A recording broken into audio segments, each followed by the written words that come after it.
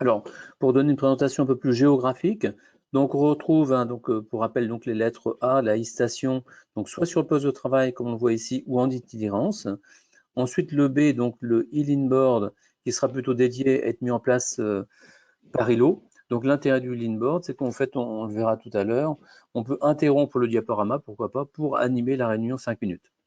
Ensuite, le C, donc c'est le e-meeting, donc qui sera, pourquoi pas, toujours pour exemple, utilisé soit dans un espace communication ou pourquoi pas dans une salle de réunion. Et puis l'active board, résolument utilisé en salle de réunion. Donc voilà, donc tous les éléments, les pointillés jaunes correspondent donc soit à l'acquisition ou à la diffusion d'informations, sachant que pour rappel, on peut également avoir ici une connexion donc via un smartphone, tablette ou encore PC. Alors, donc au niveau de ces hubs, en fait ces hubs c'est un logiciel qui est extrêmement simple, donc c'est très intuitif, c'est simple d'utilisation et clair à la fois. Il n'y a pas d'installation parce qu'en fait c'est donc une application web, donc seulement une adresse IP nécessaire. Ensuite, la productivité, l'intérêt, c'est qu'on va éliminer les tâches inutiles, notamment pour la saisie. Donc, ça permet d'améliorer et d'augmenter les performances. Rapidité, dans la mesure où toutes les valeurs sont saisies en temps réel, on peut avoir un accès direct et instantané au plan d'action. La traçabilité, comme toute valeur saisie, est enregistrée donc sur les serveurs, où on a une traçabilité complète tant au niveau des indicateurs que des plans d'action. La sécurité, donc c'est un standard du commerce, donc SQL Server, c'est un standard, et ça sera installé sur des serveurs existants. Et puis bien sûr, donc il y a une aide en ligne avec notamment les tutos. Et puis, comme tout éditeur de logiciels, nous proposons donc une prestation complète donc d'installation, de formation et d'accompagnement, soit sur des formules demi-journée ou journée, en présentiel ou en distanciel. Donc pour ces hubs, nous proposons aujourd'hui donc 2 versions. D'une façon générale, ces hubs, c'est destiné, comme on le voit ici, à piloter ces indicateurs. C'est un peu comme une voiture, il faut un tableau de bord pour piloter ces indicateurs. Associés aux indicateurs, s'ils sont à la baisse, il faut donc pouvoir créer et gérer des plans d'action, donc mettre en œuvre des actions correctives. Vous avez un accès à la documentation technique, donc l'idée c'est d'éliminer le zéro papier. Ça permet également, toujours en temps réel, de partager les comptes rendus, planning, réunions.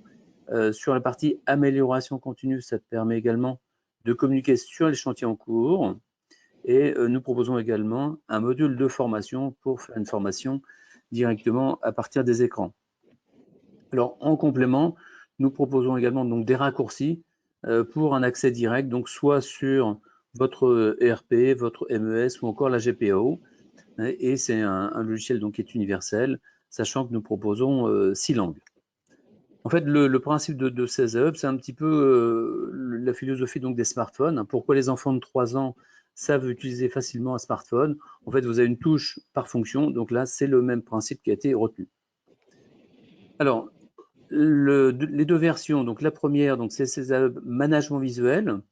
Donc pour ce faire, donc vous avez une licence, donc on va le voir tout à l'heure, et vous avez des modules complémentaires qu'on va donc découvrir. Et puis bien sûr, donc les prestations, comme je l'ai indiqué tout à l'heure, donc soit au format demi-journée ou au format donc journée présentielle ou distancielle. Donc voilà, première version, donc CESUB Management Visuel Digital, et la deuxième formule, à savoir CESUB Performance. Donc la grande différence, c'est que c'est, comme on le voit ici indiqué, c'est un logiciel multisite, multisecteur, multi-îlot. Donc on a donc le module de base qui s'appelle le board et des modules complémentaires.